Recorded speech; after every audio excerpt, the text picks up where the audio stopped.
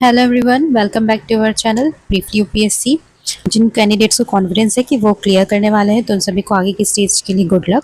And जो students अगले साल के लिए प्रिपरेशन करने वाले हैं तो हम उनके लिए जो है सीरीज स्टार्ट करने वाले हैं। ठीक है, तो मैंने पोस्ट के जरिए क्लियर कर दिया था कि शेड्यूल को कि हमारा वेडनेसडे को ज्योग्राफी रहेगा एंड सैटरडे को एंशिएंट हिस्ट्री रहेगा। एंड साथ ही साथ मैंने टॉपिक भी क्लियर किया था कि आज की वेडनेसडे की वीडियो के जो टॉपिक रहने वाला है वो है evolution of earth, formation of continents and interior of earth. तो चलिए हम वीडियो को अभी स्टार्ट करते हैं। किसी भी क्वेश्चन का आंसर के लिए मैं 5 सेकेंड्स के लिए वेट करूंगी एंड देन उसके बाद मैं उसमें आंसर मार्क कर दूंगी।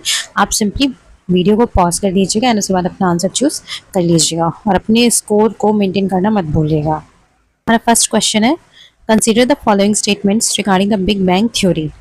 First, it explains the origin of the universe from an extremely dense and hot state. Second, the universe has been expanding since its origin. Third, the theory suggests that the universe is static in nature. Which of these statements given above is or are correct?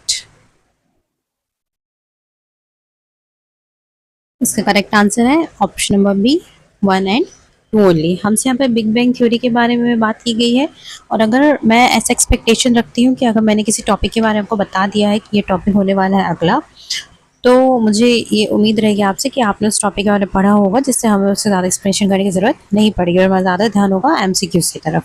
ठीक है, तो big bang theory के regarding हमसे question पूछा गया था। इसमें हमारा पहला स्टेटमेंट था, it explains the origin of the universe from an extremely dense and hot state. ये स्टेटमेंट एकदम करेक्ट है।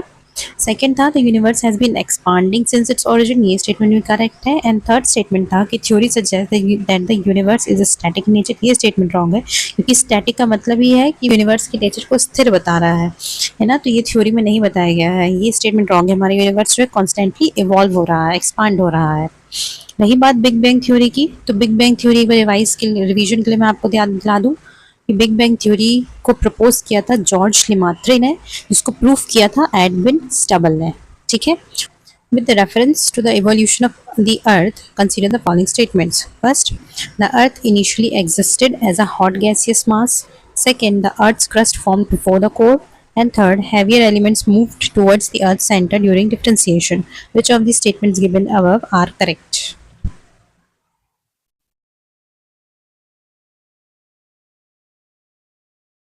इसका करेक्ट आंसर है option number C, 1 and 3 only. हमसे अर्थ के इवोल्यूशन के बारे में क्वेश्चन था कि अर्थ इनिशियली जो है एक हॉट गैसेस मास की तरह एग्जिस्ट करता था। काफ़ी सारी थ्योरी हैं, जैसे हम बिग बैंग थ्योरी को ही ले लीजिए। ठीक है, दूसरी चीज़, the earth's crust form before the core, ये एकदम एब्सर्ड स्टेटमेंट है। अर्थ की जो क्रस्ट है वो कोर के बाद फॉर्म हुई है, ना कि उसके पहले। Heavier elements moved towards the earth centre during differentiation, ये स्टेटमेंट भी एकदम करेक्ट है क्योंकि जब अर्थ इवॉल्व हो रहा था जो हैवियर एलिमेंट्स थे वो अर्थ के कोर की तरफ मूव करते गए एंड जो लाइटर एलिमेंट्स थे वो अर्थ की क्रस्ट की तरफ मूव करते गए। और जिस तरीके से क्रस्ट का बाद में फॉर्मेशन हुआ, यानी कि उसके पहले ही कोर का फॉर्मेशन हो चुका था, इसलिए हमारा सेकंड स्टेटमेंट जो है बिल्कुल रॉन्ग है। हमारा करेक्ट स्टेटमेंट है 1 and 3 only. Question third, which one of the following best explains the formation of oceans on earth? A, melting of glaciers during the ice age. B, condensation of water vapor released from earth's interior. C, water brought solely by comets. And D, accumulation of groundwater over millions of years.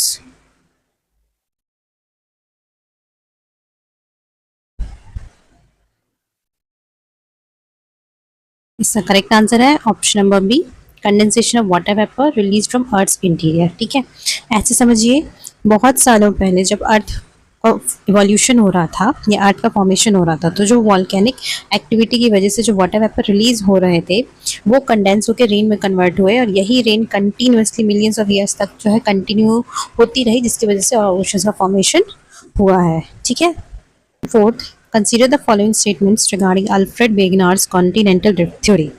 First, Wegener successfully explained the mechanism responsible for continental movement. Second, Pangaea was surrounded by a vast ocean known as Panthalassa. And third, all present continents were once part of a supercontinent called Pangaea.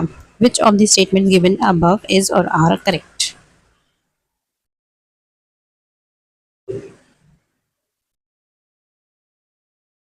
इसका correct answer है option number B, 2 and 3 only. हमसे Alfred Wegener की continental theory के बारे में पूछा गया था, तो मैं बता दूं ये एक जर्मन ज्योग्राफर थे इन्होंने 1912 में ये थ्योरी प्रेजेंट की थी। कौन सी? Continental drift theory. पहला स्टेटमेंट था कि Wegener successfully explain the mechanism responsible for continental movement. ये स्टेटमेंट रॉन्ग है क्योंकि उनकी थ्योरी में कुछ लैप्सेस थे जो वो एविडेंस देने के बावजूद भी जो एक्सप्लेन नहीं कर पाए थे। जैसे कि टाइडल फोर्स के बारे में उन्होंने बताया था, बट ये क्वेश्चन था कि टाइडल फोर्स तो इतना वीक होता है तो उसने कॉन्टिनेंट्स को कैसे ड्रिफ्ट किया, उस चीज़ की वो ये नहीं बता पाए कोस्टल बाउंड्रीज कैसे टेम्पररी होती है। ठीक है, इस टाइप की और भी सारी चीज़ें उसमें थी। दूसरा क्वेश्चन था Pangaea was surrounded by a vast ocean known as Panthalassa. एकदम करेक्ट स्टेटमेंट है। थ्योरी के अकॉर्डिंग 200 मिलियन ईयर्स पहले सिर्फ पेंगिया बचा हुआ था और उसके चारों तरफ सिर्फ एक ही ओशन बचा था, वो था पैंथालासा। तो ये स्टेटमेंट जो है करेक्ट है। थर्ड स्टेटमेंट था कि all present continents were once part of a supercontinent called Pangaea. तो ये स्टेटमेंट भी करेक्ट है क्योंकि थ्योरी के अकॉर्डिंग सिर्फ एक ही कॉन्टिनेंट था पहले, पेंगिया, और उसके चारों तरफ सिर्फ एक ही ओशन था, वो था Panthalassa. Question fifth, which one of the following is considered strong evidence supporting continental drift theory? A. Distribution of active volcanoes only. B. Similar fossils found on widely separated continents. C. Rotation of the earth on its axis. Seasonal changes across continents.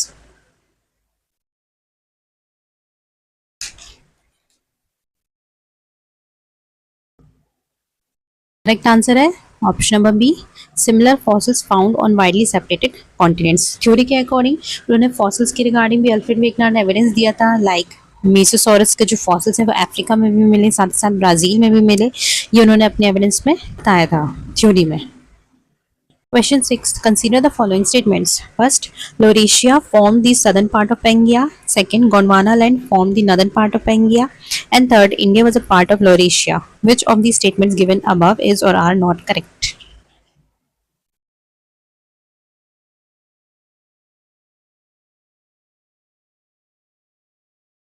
Correct answer है option number D, 1, 2 and 3। ये तीनों के तीनों statement जो है wrong है। Laurasia जो था वो नदर्न पार्ट का हिस्सा था, गोंडवाना लैंड सदर्न पार्ट का हिस्सा था, एंड इंडिया जो था वो गोंडवाना लैंड का हिस्सा था। ठीक है, ध्यान दीजिएगा, ये आपका पेंगिया है। तो ये दो पार्ट में कॉन्टिनेंटल ड्रिफ्ट थ्योरी के अकॉर्डिंग दो पार्ट्स में डिवाइडेड था, एक था गोंडवाना और दूसरा था आपका लॉरेशिया। तो जो गोंडवाना था ये आपका सदर्न वाला पार्ट था एंड लॉरेशिया जो था ये आपका नॉर्थ वाला पार्ट था। जो गोंडवाना था उसमें आपका इंडिया हो गया, ऑस्ट्रेलिया हो गया, एंटार्क्टिका है, साउथ अमेरिका है, अरेबियन पेनिनसुला है, ये उसमें थी। ठीक है, एंड जो लॉरेशिया था इसमें आपका यूरेशिया था, ग्रीनलैंड था, नॉर्थ अमेरिका था एंड ग्रीनलैंड था। ठीक है, ये सब कुछ कॉन्टिनेंटल थ्योरी के अकॉर्डिंग जो है अल्फ्रेड वेगनार ने बताया था। Which one of the following is not considered evidence for continental drift theory? A. Zigzag fit of continental margins. B. Similar rock formations across continents. C. Matching fossil records on different continents. And D. Satellite imagery of Earth.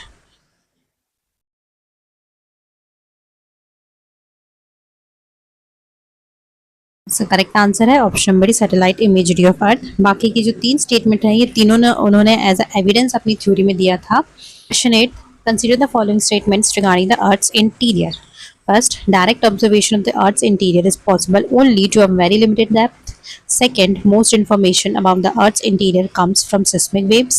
And third, mining has provided information about the Earth's core. Which of the statements given above is or are correct?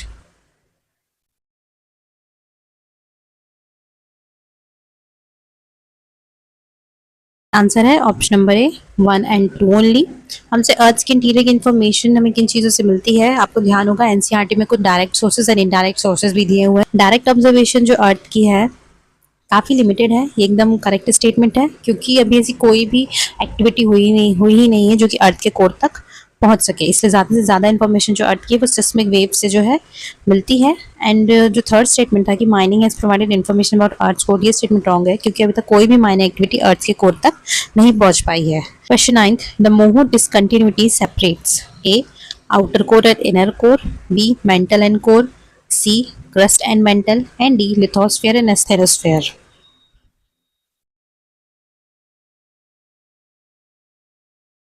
इसका correct answer है option number C, crust and mantle. हमारा जो figure है वो कुछ ऐसा होता है जिसमें ये आपका हो गया क्रस्ट, यहाँ पे एस्थेनोस्फेयर की लेयर होती है, देन यहाँ पे आउटर मेंटल हो गया, ये आपका इनर मेंटल हो गया, ये आपका आउटर कोर हो गया एंड ये इनर कोर है। ये आपका क्रस्ट, आपका स्टेनोस्फेयर, ये आपका आउटर मेंटल, ये आपका inner mantle, outer core and then this is core.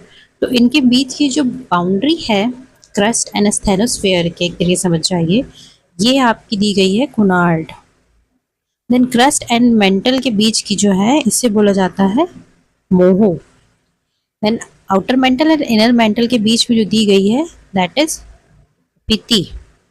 Then inner mantle and outer core, इनके बीच की जो दी गई है वो है क्यूटनबर्ग। एंड आउटर कोर और इनर कोर, इनके बीच में दी गई है लेमान। इनके नाम अच्छे से ध्यान दीजिएगा, एनसीईआरटी में बहुत अच्छे से दिया गया है। तो अपना बेस जितना हो सके कोशिश कीजिए इस एग्ज़ाम के लिए स्ट्रॉन्ग रखिए, क्योंकि अभी रिसेंटली जो पेपर हुआ है वो ज़्यादा ज़रूरी है, क्योंकि नाउ आप कुछ भी एक्सपेक्ट नहीं कर सकती यूपीएससी की वो आपको नेक्स्ट ईयर क्या देने वाला है। तो कोशिश कीजिए कि आप अपने फाउंडेशन को बहुत ज़्यादा ही स्ट्रॉन्ग कर लीजिए। ठीक, consider the following statements regarding seismic waves. First, P waves are the fastest seismic waves. Second, S waves can travel through both solids and liquids.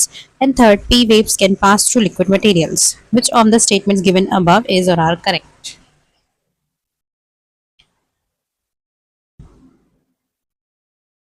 इसका करेक्ट आंसर है option number B 1 and 3 only. हमसे seismic waves के बारे में पूछा गया था। पहला स्टेटमेंट था P waves are the fastest seismic waves, एकदम करेक्ट स्टेटमेंट है, पी वेव सबसे फास्टेस्ट होती हैं।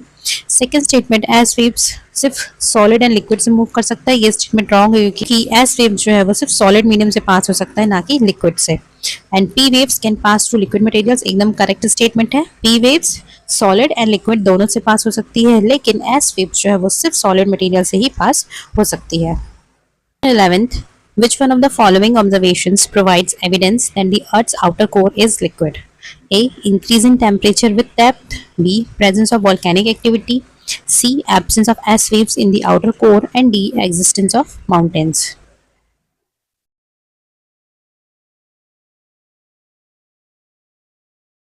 आंसर है option number C, absence of S waves in the outer core. ये कैसे, ध्यान दीजिए, ये जैसे हमने डायग्राम जस्ट एग्जांपल में आपको दिखा रही हूँ, जैसे ये हमारा मेंटल है एंड ये हमारा आउटर कोर है एंड ये इनर कोर है।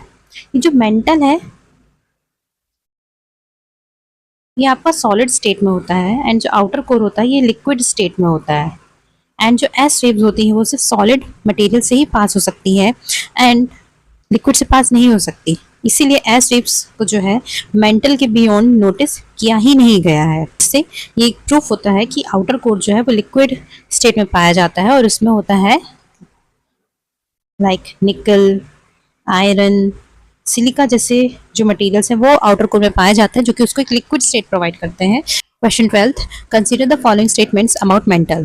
First, the mantle extends up to about 2900 kilometre depth. Second, it is composed mainly of silicate minerals rich in iron and magnesium. And third, the mantle is completely molten. Which of the statements given above is or are not correct?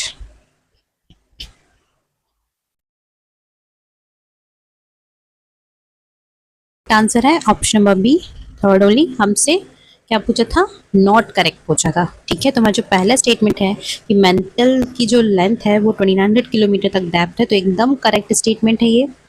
Mental में silicate materials पाए जाते हैं, जैसे ये हमारा figure है, ये हमारा आउटर मेंटल है, ये हमारा इनर मेंटल है। ये जो आउटर मेंटल है ये सेमी लिक्विड स्टेट में पाया जाता है। कौन सी स्टेट में, सेमी लिक्विड स्टेट में पाया जाता है ये।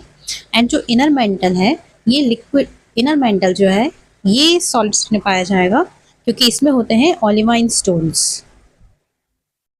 कौन से स्टोन, ओलिवाइन स्टोन, जिसकी वजह से ये सेमी मॉल्टन स्टेट में होता है, कंप्लीटली मॉल्टन नहीं होता है, इसलिए हमारा जो थर्ड स्टेटमेंट है वो एकदम रॉन्ग है। Question 13th, the term sial is commonly associated with a oceanic crust rich in silica and magnesium, B continental crust rich in silica and aluminium, C core rich in nickel and iron, and D mantle rich in magnesium.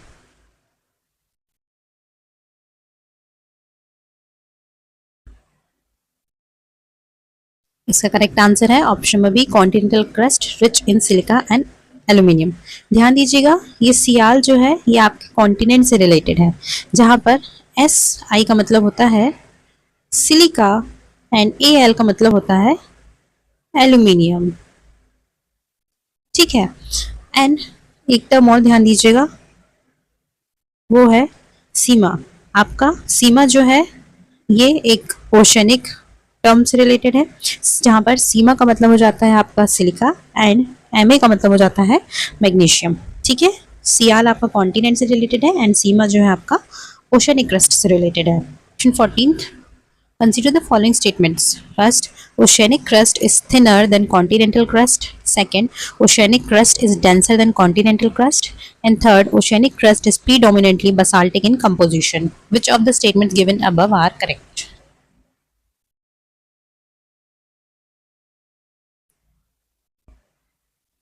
Answer है option number D, ये तीनों statement जो हमारे correct है। Oceanic crust जो है वो thinner होती है as compare to continental crust, लेकिन ये डेंस होती है than the continental crust. Reason क्या है? बसाल्ट। ठीक है। Question 15th, which of the following layers of the earth is also known as the barosphere? A, crust, B, mantle, C, core, and D, asthenosphere.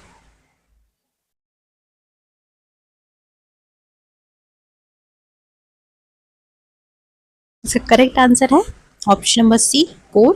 Core को बोला जाता है बैरिस्फीयर। कारण क्या है? क्योंकि इसमें पाए जाते हैं डेंस से डेंस मटेरियल, लाइक आयरन हो गया, आपका निकल हो गया, जिसकी वजह से कोर बहुत ज्यादा डेंस हो जाता है। इसी वजह से कोर को बैरिस्फीयर बोला जाता है। ये टर्म ध्यान दीजिए रखिएगा। 16th, consider the following statements regarding the asthenosphere.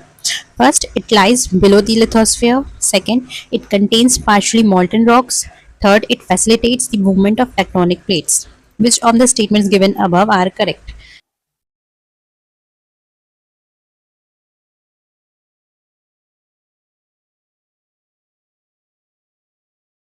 Correct answer है ऑप्शन डी, 1, 2 एंड 3। ये तीनों स्टेटमेंट हमारे करेक्ट है। एस्थेनोस्फेयर जो लिथोस्फेयर के नीचे पाया जाता है, ये साथ ही साथ पार्शियली मॉल्टन होता है। एंड थर्ड स्टेटमेंट कि it helps the movement of tectonic plates, correct है, क्योंकि ये पार्शियली मॉल्टन स्टेट में पाया जाता है, जिसकी वजह से जो कन्वेक्शनल करंट्स होते हैं उनको हेल्प मिलती है कि वो टेक्टोनिक प्लेट्स को मूव कर सके। 17th, the Gutenberg discontinuity marks the boundary between A, mantle and outer core, B, crust and mantle, C, outer core and inner core, and D, lithosphere and asthenosphere.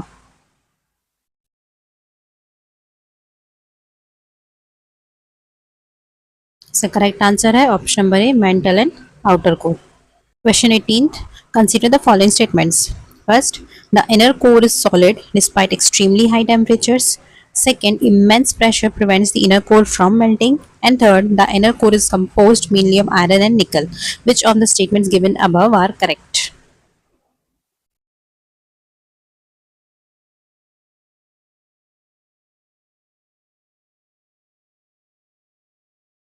इसका correct answer है option number D, 1, 2 and 3। ये तीनों statement जो हैं वो correct होते हैं। ध्यान दीजिएगा, फॉर एग्जांपल ये आपका अगेन सरफेस है, ये आपका आउटर कोर है, ये आपका इनर कोर है। जो आउटर कोर होता है वो लिक्विड स्टेट में पाया जाता है। ठीक है, वो लिक्विड स्टेट में पाया जाता है। इसमें आपका रहेगा निकल, आयरन एंड सिलिका। लेकिन जो आपका इनर कोर है, जिसके बारे में हमसे क्वेश्चन पूछा गया, वो कौन सी स्टेट में होता है? वो सॉलिड स्टेट में पाया जाता है और उसमें आपको मिलेगा सिर्फ निकल एंड आयरन। तो ये स्टेटमेंट हमारा करेक्ट है कि सॉलिड स्टेट में पाया जाता है। और हम ये भी जानते हैं हाई टेम्परेचर होता है कोर का, लेकिन उसमें इतना ज़्यादा प्रेशर होता है कि वो किसी भी मटेरियल को मेल्ट होने नहीं देता है। ठीक है, इसीलिए आपका जो इनर कोर है वो सॉलिड स्टेट में पाया जाता है। जो आउटर कोर है उसमें इनर कोर के कंपैरिजन कम प्रेशर होता है, इसलिए वो लिक्विड स्टेट में पाया जाता है। ठीक है। Question 19, which one of the following is or are sources of indirect information about the earth? A, pressure, B, temperature, C, A and B both, and D, mining.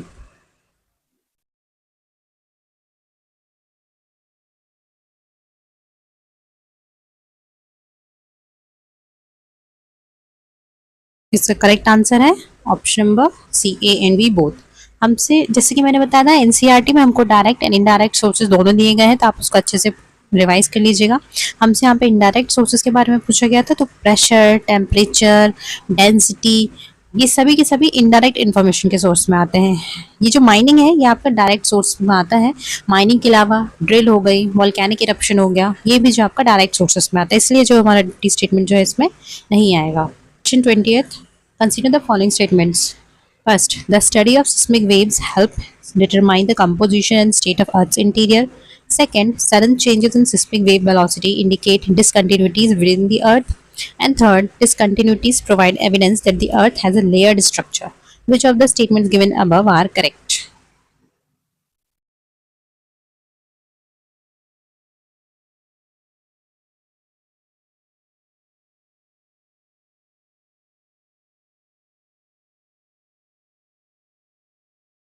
इसका करेक्ट आंसर है option में D, 1, 2 and 3 हमारे सभी statement sensible और एकदम correct है। Seismic waves जो होती हैं, ठीक है, यानी कि अर्थक्वेक की जो वेव्स होती हैं, इनकी हेल्प से अर्थ के इंटीरियर के बारे में काफ़ी कुछ पता चलता है। जब भी किसी सिस्मिक वेव में सडनली कोई चेंजेस आ जाते हैं किसी सरफेस से आते वक्त, तो हमको ये चीज़ समझ में आ जाती है कि वहाँ पर उस सरफेस में कुछ डिसकंटिन्यूटीज़ है या फिर कुछ अलग अलग लेयर्स वहाँ पे मौजूद है, जिसकी वजह से उसमें डेविएशन आया है। तो इससे साइंटिस्ट को अर्थ के इंटीरियर को स्टडी करने में काफ़ी ज़्यादा मदद मिलती है। तो वीडियो आपका जो भी स्कोर रहा हो कमेंट बॉक्स में कमेंट करना मत भूलिएगा, ठीक है। जो हमारा नेक्स्ट वेडनेसडे के लिए जो टॉपिक रहने वाला है वो है volcano and it's forms, mineral and rocks and geomorphic processes, ठीक है।